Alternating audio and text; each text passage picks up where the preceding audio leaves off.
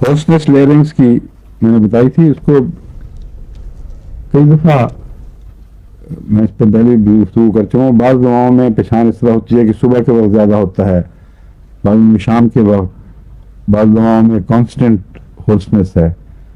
تو ہارسنس میں دوا کی پہچان بہت مشکل ہے، اس لیے چند ایک جو دوائیں ہیں ہارسنس کی وہ ازبر ہونی چاہیے. اگر دوسری علامتوں سے پہچان ہو جائے تو پھر وہ کام آ جائے گی، ورنہ پھر یہ صبح شام کی بحث میں پڑھ کر پھر ڈھونڈنا پڑتا ہے. اس کی ہارسنس جو ہے یہ کاربوویج سے ملتی ہے، اور ہیں بھی دونوں کاربنز ہی، اس لیے ظاہر ہے کہ بہت ملتی ہوں گی. بعض باتوں میں الگ الگ ہیں اور تعجب ہے کہ بہت الگ ہیں. کاربوویج میں وہ قبض نہیں ہے جو اس میں ہے. اس کے سارے سٹولز کی علامات کھلے کھلے اسہال والے سٹولز اور سافٹ بدبو کی علامت مشترک ہے، ہوا کی علامت مشترک ہے، لیکن قبض کی نہیں. اور گریفائٹس میں اسہال میرے علم میں نہیں کہ کبھی گریفائٹس کا مریض اسہال کی تکلیف لے کے آیا ہو اور ہو گریفائٹس کا مریض.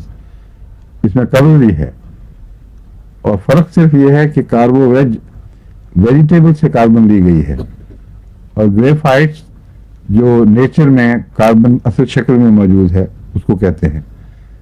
تو زندگی میں کاربن پہ کچھ اثر ڈالے ہیں، اور ہم اسے انالیسس میں خواہ نہ بھی معلوم کر سکیں، لیکن ہومیوپیتھک نام ہی اس بات کا ہے کہ غیر مری تحریریں لکھی جاتی ہیں اثرات کی.